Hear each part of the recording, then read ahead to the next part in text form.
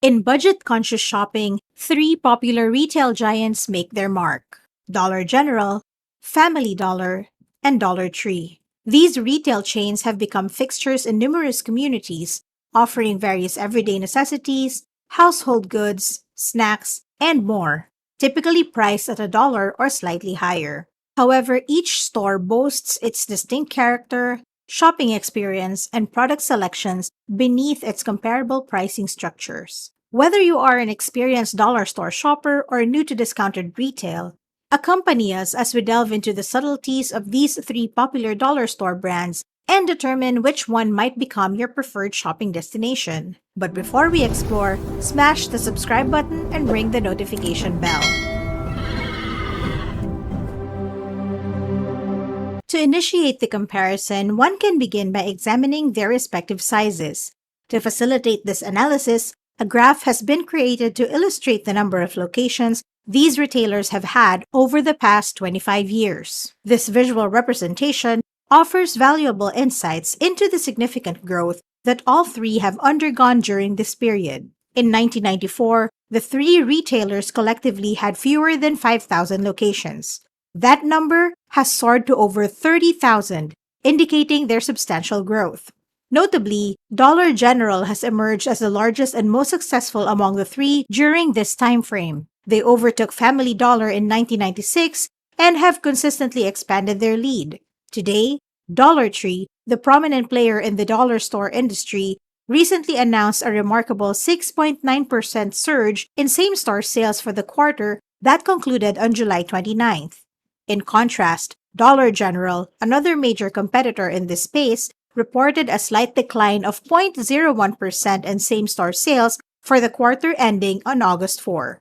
Dollar General, the oldest of the three retail giants discussed, dates back to 1955, with roots tracing further to the 1930s when founders J. L. and Cal Turner acquired struggling general stores during the Great Depression. Initially, they focused on liquidating assets, but as the economy improved, they transitioned to retail, eventually establishing a chain of department stores. In 1955, they introduced the first Dollar General store, pioneering the concept of consistently pricing every product at a single dollar.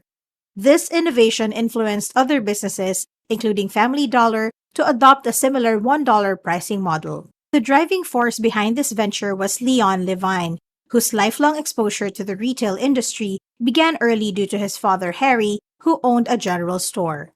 Tragedy struck in 1947 when Harry passed away, leaving 13-year-old Leon and his brother in charge of their family's store. This early experience would play a significant role in shaping Leon's future in the retail business.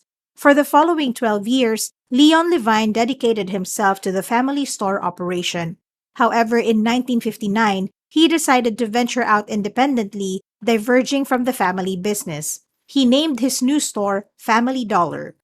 Although it began as a humble single-location establishment, its growth was remarkable. Over the subsequent 12 years, Family Dollar expanded exponentially, reaching a significant milestone of over 100 stores. Eventually, Dollar Tree entered the scene, but its origins date back to a later year, 1986.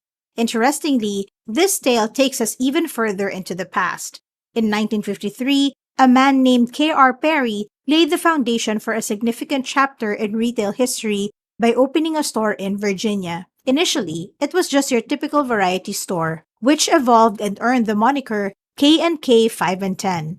While the name might not have been catchy, its significance was undeniable. Fast forward 17 years and K.R. Perry teamed up with his son Doug Perry to embark on a new venture, giving birth to a spin-off toy store known as K&K Toys.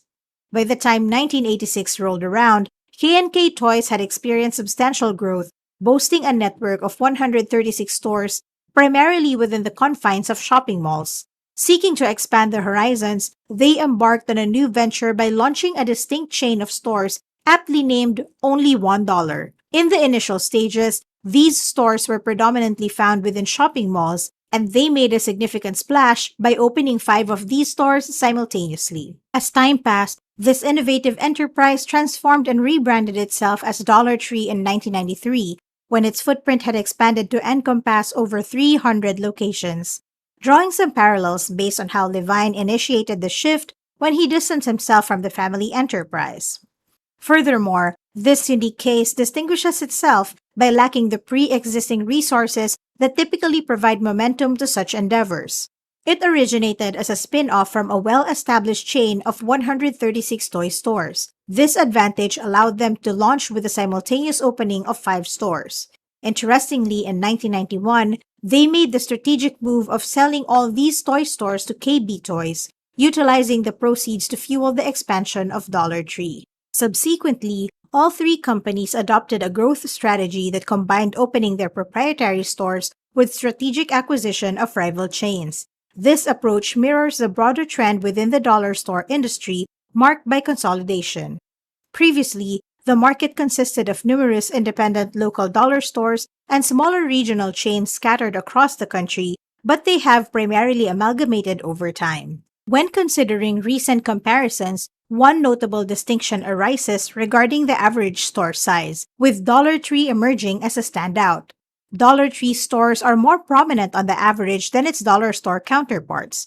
However, the significant contrast becomes evident when you juxtapose these $3 store chains with more conventional retailers like Target or Walmart, which boast average store sizes exceeding 100,000 square feet. The success of these dollar store chains hinges on their strategy of operating on low-rent, low-risk, and easily relocatable smaller locations designed to cater to smaller population areas. This approach is why precisely these dollar store chains have significantly more sites than significant retailers like Walmart or Target, which typically opt for more expensive centralized stores in densely populated areas. Another noteworthy aspect to compare, which might not be immediately apparent, is their reliance on closeouts. This involves purchasing excess or surplus inventory when a retailer or manufacturer has bought or produced more than they can sell at a total price.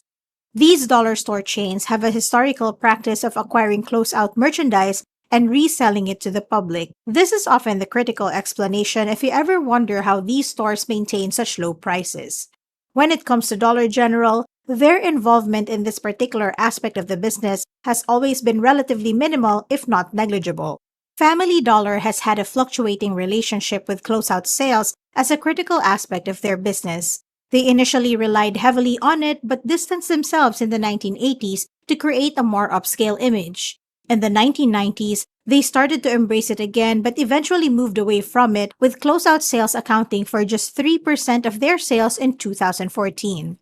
They transitioned to prioritize everyday essential products, relocated to budget-friendly outdoor strip malls, and began sourcing most of their merchandise directly from overseas manufacturers, managing surplus inventory through large distribution centers. By 1996, closeout sales constituted just 15% of their overall sales, and as of 2019, they reported that it had dropped significantly to well below 10%. Thus, while closeout sales were once a prevalent practice in their industry, today they still need to be made available within their business model. Shifting the focus to their products, it's worth noting their heavy reliance on consumables, which might take time to become apparent. The latest available data for 2023 indicates that Dollar Tree has a notably lower dependence on this aspect than the other two factors. This naturally leads up to the next point of comparison, the gross profit margin. This metric essentially reflects the profit derived directly from their sales, and as anticipated, with their reduced dependence on consumables, Dollar Tree boasts the highest gross profit margin. A 15.48% margin implies that if they sell an item for $1, it's a significant distinction among the stores. While they are all categorized as dollar stores, Dollar Tree is the sole one that fully adheres to that name by pricing nearly everything at $1. The two other began with the same pricing approach, with Dollar General being the pioneer. However, inflation and evolving business strategies have compelled them to adjust their pricing upward over the past 6 decades. In 2010, an attempt was made to introduce items priced over $1. Still, it ended up perplexing and frustrating their customers, leading them to revert to their $1 pricing model swiftly. However, in 2019, Dollar Tree launched the Dollar Tree Plus program, which involved selling higher-priced items in hundreds of their stores. Then, in 2021, it garnered significant media attention when it announced plans to test higher price points in specified standard Dollar Tree locations. While Dollar Tree has maintained its distinctive nothing over a dollar approach, they have explored various strategies to navigate this pricing model. Their attempts to introduce higher priced items in limited locations and the ongoing testing of different pricing points in select stores suggest a willingness to find alternative approaches within their business model. Dollar General and other similar stores often focus on convenience as a primary selling point.